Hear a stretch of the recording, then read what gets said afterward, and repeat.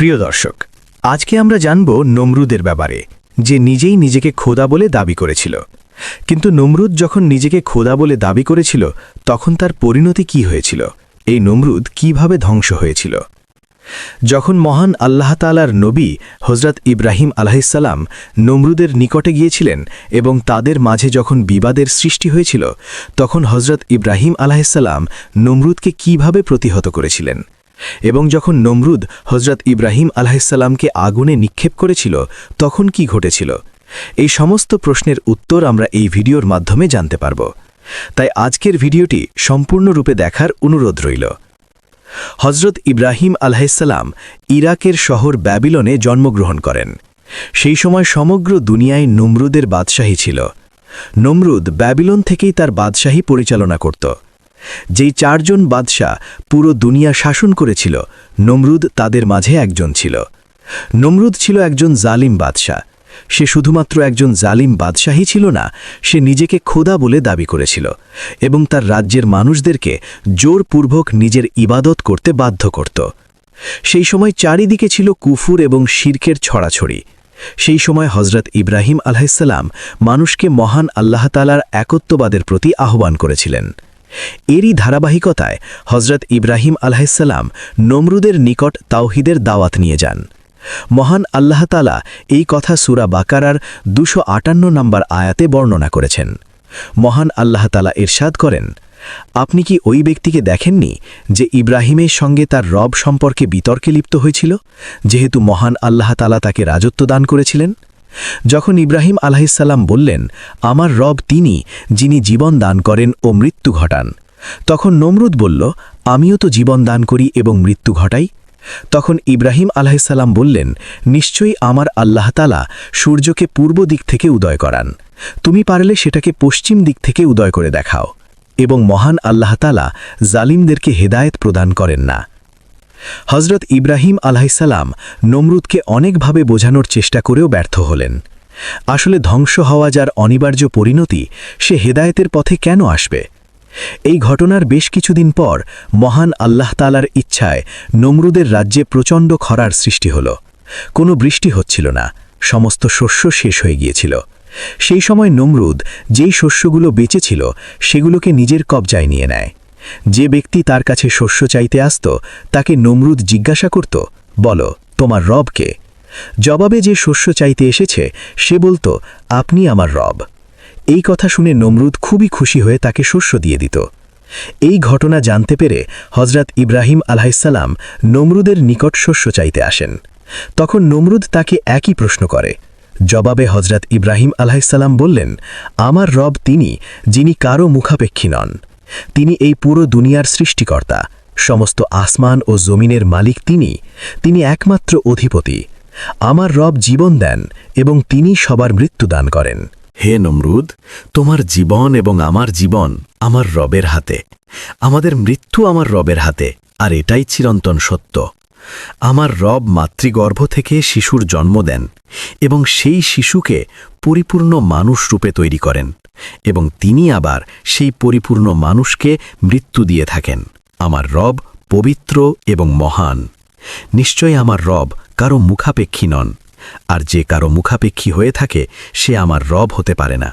খোদা একজনই। হযরত ইব্রাহিম আলাইহিসসালামের পেশ করা এই যুক্তির বিপরীতে জবাব দেবার মতো নমরুদের নিকট কিছুই ছিল না।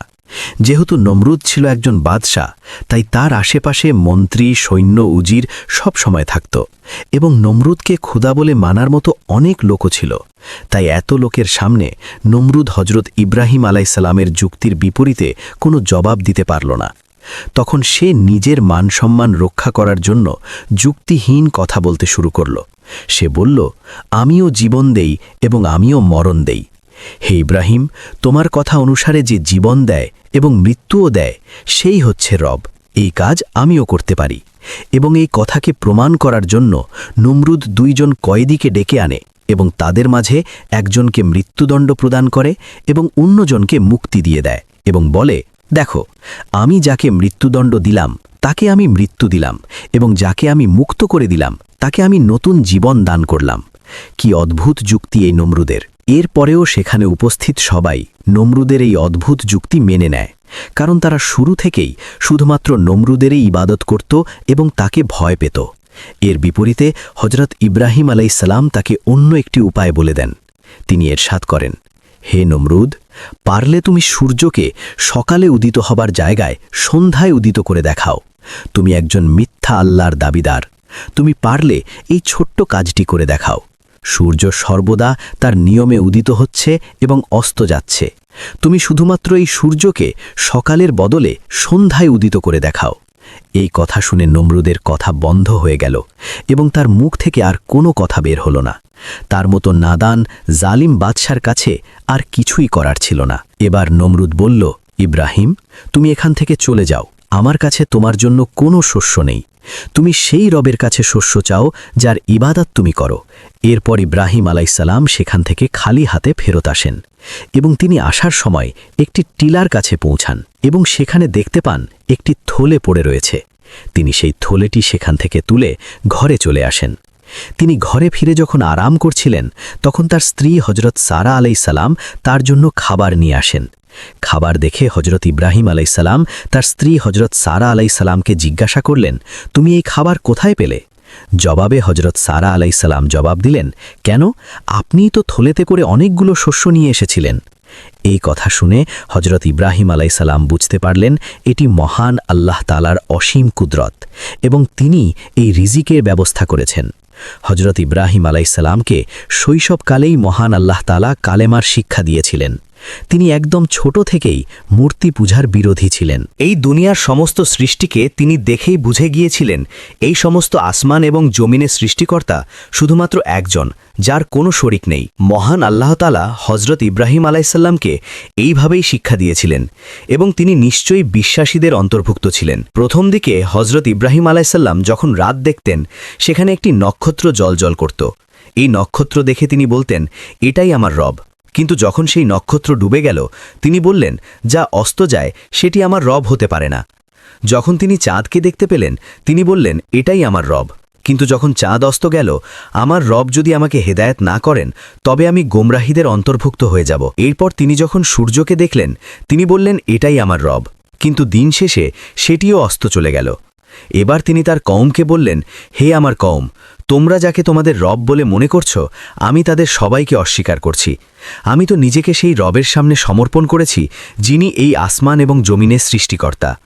আমি শিরিককারীদের অন্তর্ভুক্ত নই। হজরত ইব্রাহিম আলাইসাল্লাম যখন মৃত্যুর পর পুনরুত্থান বা পুনরায় কিভাবে জীবিত করা হবে এই বিষয়টি বুঝতে চান, তখন মহান আল্লাহ তাআলা তাকে পাখি দিয়ে এই বিষয়টি দেখিয়ে দিয়েছিলেন, যেমনটি সূরা বাকারায় মহান আল্লাহ তাআলা বর্ণনা করেছেন। আর সেই সময়ের কথা শুনুন, যখন ইব্রাহিম আলাইসাল্লাম আমাকে বললেন, হে আমার রব, আপনি কিভাবে মৃতকে জীবিত করেন এই বিষয়টি আমাকে দেখান। তখন মহান আল্লাহ তাআলা বললেন, তুমি কি বিশ্বাস করো না? তখন হজরত ইব্রাহিম আলাইসাল্লাম বললেন, আমি কেন বিশ্বাস করব না? আমি শুধুমাত্র নিজের চোখে এই বিষয়টি দেখতে চাই, যাতে আমার অন্তরে প্রশান্তি আসে। তখন মহান আল্লাহ তাআলা বললেন, তুমি 4টি পাখি ধরে নিয়ে এসো। তারপর সেগুলোকে টুকরো টুকরো করে পাহাড়ের বিভিন্ন জায়গায় রেখে আসো। এরপর তাদেরকে ডাকো, দেখবে সেই 4টি পাখি তোমার নিকটে আবারও চলে আসবে। হজরত ইব্রাহিম আলাইসাল্লামের পিতা মূর্তি পূজা করত এবং মূর্তি বানিয়ে সেগুলোকে বিক্রি করত। হজরত ইব্রাহিম আলাইসাল্লাম ছোট থেকেই মূর্তি পূজার ঘোর বিরোধী ছিলেন। এই কারণে তাকে বহু প্রাণনাশের হুমকি দেওয়া হয়েছে, তাকে অনেকবার ঘর থেকে বের করে দেওয়ার হুমকি দেওয়া হয়েছে। এরপরেও হজরত ইব্রাহিম আলাইসাল্লাম তার কওমের সমস্ত মূর্তিকে ভেঙে টুকরো টুকরো করে দিয়েছিলেন। এই ঘটনায় হজরত ইব্রাহিম আলাইসাল্লামের কওম একত্রিত হয় এবং বলে, আমাদের খোদার সঙ্গে এই জঘন্যতম কাজটি কে করেছে? নিশ্চয়ই সে অনেক বড় জালিম হবে। তখন কেউ কেউ বলে, আমরা একজন যুবককে দেখেছি যে আমাদের খোদার বিরুদ্ধে কথা বলে, তার নাম ইব্রাহিম। তখন সবাই বলে, তাহলে তাকে সবার সামনে নিয়ে আসা হোক। যখন ইব্রাহিম আলাইসাল্লামকে সেখানে নিয়ে আসা হলো, তাকে জিজ্ঞাসা করা হলো, এই ইব্রাহিম, আমাদের খোদার সঙ্গে এই ভয়ানক কাজ তুমি কিভাবে করলে? জবাবে ইব্রাহিম আলাইসাল্লাম বললেন, আমি তো এই কাজ করিনি, এই কাজ তোমাদের বড় মূর্তিটি করেছে। আমার কথা তোমাদের বিশ্বাস না হলে তোমরা নিজেরাই তোমাদের খোদার কাছে এই কথাটি জিজ্ঞাসা করে দেখো। বর্ণনায় এসেছে, যেদিন হজরত ইব্রাহিম আলাইসাল্লাম মূর্তিগুলো ভাঙেন, সেদিন তার কওমের অনেক বড় একটি উৎসব ছিল। সেই উৎসবে তারা সবাই শহরের বাইরে যেত। হজরত ইব্রাহিম আলাইসাল্লাম সেদিন তার কওমের সঙ্গে যাননি। এর বদলে তিনি সেই সময়ে তার শহরের সমস্ত মূর্তিকে ভেঙে ফেলেন। শুধুমাত্র একটি বড় মূর্তিকে রেখে দিয়েছিলেন। তিনি এই মূর্তিটি ভাঙলেন না, কারণ তার কম যেন নিজের চোখে এই মূর্তির অক্ষমতা দেখতে পারে এবং তারা যেন বুঝতে পারে যে মূর্তি নিজের আত্মরক্ষা করতে পারে না, সে কিভাবে অন্যকে রক্ষা করবে বা সাহায্য করবে। এরপরেই হজরত ইব্রাহিম আলাইসাল্লামের সঙ্গে নমরুদের সাক্ষাৎ হয়। নমরুদ যখন হজরত ইব্রাহিম আলাইসাল্লামের সঙ্গে যুক্তিতে পেরে উঠলেন না, তখন নমরুদ হুকুম দিল, ইব্রাহিমকে আগুনে পুড়িয়ে মারো এবং তোমরা ইব্রাহিমকে আগুনে পুড়িয়ে মেরে নিজেদের খোদার সাহায্য করো। কিন্তু সেই আগুন মহান আল্লাহ তাআলার হুকুমে হজরত ইব্রাহিম আলাইসাল্লামের জন্য ঠান্ডা এবং আরামদায়ক হয়ে যায়। অর্থাৎ যখন নমরুদ বলে, তোমরা ইব্রাহিমকে আগুনে পুড়িয়ে মেরে নিজেদের রবের সাহায্য করো, তখন স্বয়ং আল্লাহ তাআলা আগুনকে হুকুম দেন, এ আগুন, তুমি ইব্রাহিমের জন্য ঠান্ডা এবং আরামদায়ক হয়ে যাও। মহান আল্লাহ তাআলার হুকুমে সেই আগুন হজরত ইব্রাহিম আলাইসাল্লামের কোনো ক্ষতি করেনি। উপরন্ত হজরত ইব্রাহিম আলাইসাল্লাম 40 দিন পর্যন্ত সেই আগুনে অবস্থান করেন এবং মহান আল্লাহ তাআলার সাহায্যে সেখান থেকে সহি সালামত অবস্থায় বেরিয়ে আসেন। সেই কওমের সবথেকে বড় বড় বদনসিব ছিল, তারা এত বড় মুজিজা দেখার পরেও একজন ব্যক্তিও মহান আল্লাহ তাআলার উপর ঈমান আনতে সক্ষম হয়নি। এই ঘটনার পর হজরত ইব্রাহিম আলাইসাল্লাম ইরাক ছেড়ে চলে আসেন। এরপর জালিম বাদশাহ নমরুদের ধ্বংসের সময় চলে আসে। মহান আল্লাহ তাআলা নমরুদের উপর মশার মাধ্যমে আযাব নাজিল করলেন। তখন মশার পরিমাণ এত বেশি ছিল যে সূর্যের আলো পর্যন্ত ঢেকে গিয়েছিল। নমরুদ হজরত ইব্রাহিম আলাইসাল্লামকে বলল, আমি তোমার খোদার বিরুদ্ধে যুদ্ধ ঘোষণা করলাম, তোমার খোদাকে বল তার সাহস থাকলে আমার সেনাবাহিনীর মোকাবিলা করতে। হজরত ইব্রাহিম আলাইসাল্লাম নমরুদের এই বোকামি দেখে একেবারেই তাজ্জুব বনে যান। পরের দিন নমরুদ মহান আল্লাহ তাআলার সঙ্গে যুদ্ধ করার জন্য 60,000 সৈন্যের এক বিশাল সেনাবাহিনীর আয়োজন করে। হজরত ইব্রাহিম আলাইসাল্লাম মহান আল্লাহ তাআলার কাছে নিবেদন করলেন, হে মহান আল্লাহ তাআলা, আপনার সৃষ্টির মধ্যে সবচেয়ে দুর্বল প্রাণীকে আমি নমরুদের বিরুদ্ধে যুদ্ধের মাঠে চাই। মহান আল্লাহ তাআলা ইব্রাহিম আলাইহিসসালামের এই দোয়া কবুল করলেন এবং নমরুদের 60,000 সৈন্যের বিপরীতে 60,000 মশককে যুদ্ধের ময়দানে পাঠান। সেই 60,000 মশকের মধ্যে একটি মশা ছিল খোড়া এবং শারীরিকভাবে সবচেয়ে দুর্বল। সেই দুর্বল মশাটি হল সেই 60,000 মশক সৈন্যের সেনাপতি। এই মশাগুলো নমরুদ বাদে তার বাহিনীর বাকি সবার রক্ত চুষে সেখানেই মেরে ফেলে। নমরুদ শুধু এই আযাব দেখে যাচ্ছিল, কিন্তু সে কিছুই করতে পারছিল না। অতঃপর যুদ্ধের এক পর্যায়ে সেই দুর্বল সেনাপতি নমরুদের নাক দিয়ে তার মস্তিষ্কের ভেতরে প্রবেশ করে এবং তাকে 400 বছর ধরে মস্তিষ্কের ভেতরে কামড়াতে থাকে। তাকে উঠতে বসতে শুতে সর্বাবস্থায় সেই মশা কামড়াতে থাকে। নমরুদ মাথার যন্ত্রণায় নিজেই নিজের মাথায় আঘাত করত। এক পর্যায়ে অবস্থা এমন হল, নমরুদের দরবারে যেই আসত সেই তার মাথায় জুতো দিয়ে পিটাত। অবস্থা এমন হল, নমরুদ 400 বছর পর্যন্ত রাজত্ব করেছিল এবং বাকি 400 বছর জুতার পিটানি খেল এবং তার বয়স যখন 80-র কিছু বেশি হল তখন তার খুবই যন্ত্রণাদায়ক মৃত্যু ঘটল। প্রিয় দর্শক, এবার চলুন জেনে আসি সেই ব্যক্তির কথা যে ব্যক্তি হজরত ইব্রাহিম আলাইহিসসালামের সঙ্গে সেই বিশাল অগ্নিকুণ্ডে প্রবেশ করেছিল। সেই সময় হজরত ইব্রাহিম আলাইহিসসালামের অগ্নিকুণ্ডে আরও একজন ছিল, কিন্তু তার কথা শুনলে অবাক হয়ে যাবেন। সে আর কেউ ছিল না, সে ছিল নমরুদের কন্যা। হ্যাঁ দর্শক, নমরুদের কন্যাও সেই অগ্নিকুণ্ডে প্রবেশ করেছিল। নমরুদ যখন হজরত ইব্রাহিম আলাইসাল্লামকে সেই অগ্নিকুণ্ডে নিক্ষেপ করে তখন নমরুদ কন্যা বলে, পিতা, আমি ইব্রাহিমকে এই আগুনে পুড়তে থাকা অবস্থায় দেখতে চাই। তারপর নমরুদ কন্যা একটি উঁচু জায়গায় উঠে দেখতে পায় আগুনের কুণ্ড আসমান অবধি পৌঁছে গেছে, কিন্তু হজরত ইব্রাহিম আলাইসাল্লাম সেই অগ্নিকুণ্ডের মাঝেই সহি সলামত অবস্থায় রয়েছেন। এই দৃশ্য দেখে নমরুদ কন্যা অবাক হয়ে হজরত ইব্রাহিম আলাইসাল্লামকে জিজ্ঞাসা করল, এত বিশাল অগ্নিকুণ্ড অথচ আপনাকে পোড়াতে পারছে না, এর কারণ কি? জবাবে হজরত ইব্রাহিম আলাইসাল্লাম বললেন, যার অন্তরে মহান আল্লাহ তাআলার প্রতি অগাধ বিশ্বাস থাকে তার ওপর আগুন কোনো প্রভাব ফেলতে পারে না। তখন নমরুদ কন্যা হজরত ইব্রাহিম আলাইসাল্লামকে আগুনের মাঝে এত আরামে থাকতে দেখে বলল, হে ইব্রাহিম, আমিও আপনার নিকটে আসতে চাই, কিন্তু আমি এখানে কিভাবে আসব? জবাবে হজরত ইব্রাহিম আলাইসাল্লাম বললেন, তুমি যদি মহান আল্লাহ তাআলার প্রতি ঈমান আনতে পারো তবেই এই আগুনে তোমার কিছুই হবে না। এই কথা শুনে নমরুদের কন্যা মহান আল্লাহ তাআলার প্রতি ঈমান আনল এবং সঙ্গে সঙ্গে আগুনে ঝাঁপ দিল। মহান আল্লাহ তাআলার অসীম কুদরতে তার ওপরেও আগুন কোনো প্রভাব ফেলল না। এরপর নমরুদ কন্যা সেখান থেকে বেরিয়ে আসে এবং তার পিতাকে সব ঘটনা খুলে বলে। এই সমস্ত কথা শুনে নমরুদের হুঁশ উড়ে যায়।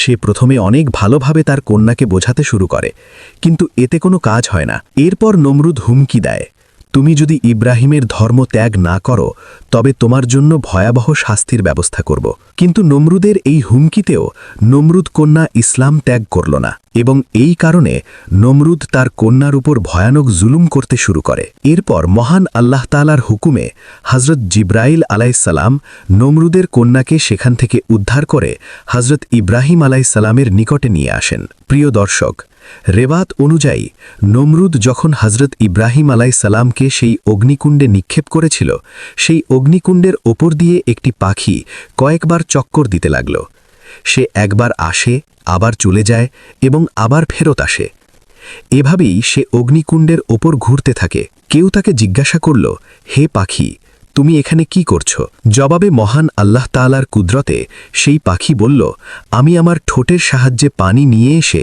এই আগুনটাকে নেভানোর চেষ্টা করছি এই কথা শুনে প্রশ্নকারী জিজ্ঞাসা করল হে পাখি তোমার এই সামান্য পানিতে কি এই বিশাল আগুন নিভে যাবে যে আগুনের শিখা আসমান পর্যন্ত উঠে যাচ্ছে যে আগুন জ্বালাতে নমরুদ তার সমস্ত বাহিনীকে নিযুক্ত করেছে তোমার এই সামান্য ছিটে ফোটা পানিতে এই আগুন কিভাবে নিভবে তার থেকে বরং তুমি এখান থেকে চলে যাও হতে পারে এই আগুনের শিখায় তুমিও মারা যাবে এই কথা শুনে পাখি বলল আমি জানি আমার ঠোঁটে করে আনা সামান্য পানিতে এই বিশাল অগ্নিকুণ্ড নিভে যাবে না কিন্তু আমার এই কাজ কেয়ামত পর্যন্ত সবার জন্য শিক্ষা হয়ে থাকবে আর আমি নিজেকে আগুন জ্বালানোর দলে নয় আগুন নেভানোর দলে অন্তর্ভুক্ত করব রাসূলুল্লাহ সাল্লাল্লাহু আলাইহি ওয়াসাল্লাম বলেছেন তোমরা ব্যাঙকে হত্যা করো না কিন্তু টিকটিকিকে হত্যা করতে পারো কারণ ব্যাঙ নিজেও হযরত ইব্রাহিম আলাইহিসসালামের আগুন নেভাতে চেয়েছে কিন্তু টিকটিকি সেই আগুন জ্বালাতে সাহায্য করেছে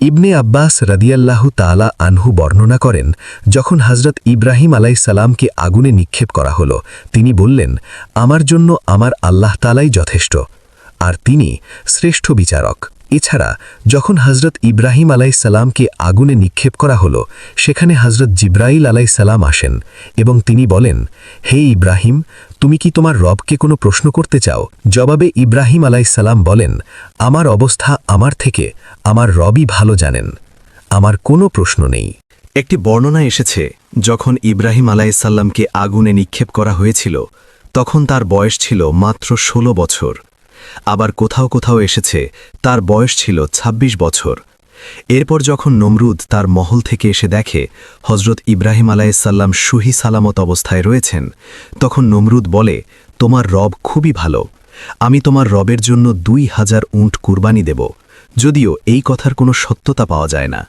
এখান থেকে এটাই প্রমাণ হয় যদি মহান আল্লাহ তাআলা চান তবে কেউ তার বান্দার ক্ষতি করতে পারবে না আর নমরুদের এমন বাহিনীকে তিনি সামান্য মশা দিয়েই শেষ করে দিতে পারেন এই ভয়ানক আযাবের সময় নমরুদের বাহিনী শুধুই দাঁড়িয়ে দাঁড়িয়ে দেখছিল কিন্তু কিচ্ছুই করার ছিল না আমরা মহান আল্লাহ তাআলার কাছে দোয়া করি আল্লাহ তাআলা যেন তার নবীদেরকে অনুসরণ করার তৌফিক দেন এবং সর্বদা তার উপর অটল থাকার মতো শক্তি দেন আমাদেরকে কুফল এবং শিরক থেকে হেফাজত করেন ঈমানের সঙ্গে জীবনযাপন করার তৌফিক দান করেন আমিন সুপ্রিয় দর্শক মণ্ডলী প্রতিদিন নতুন নতুন ভিডিও পেতে আমাদের চ্যানেলটি অবশ্যই সাবস্ক্রাইব করুন এবং পাশে থাকা বেল আইকনটি প্রেস করতে অবশ্যই ভুলবেন না এবং সেই সাথে আপনার যে কোনো মতামত আমাদের জানাতে ভিডিওতে অবশ্যই কমেন্ট করুন আশা করি আপনারা সবাই ভালো থাকবেন এবং সুস্থ থাকবেন আসসালামু আলাইকুম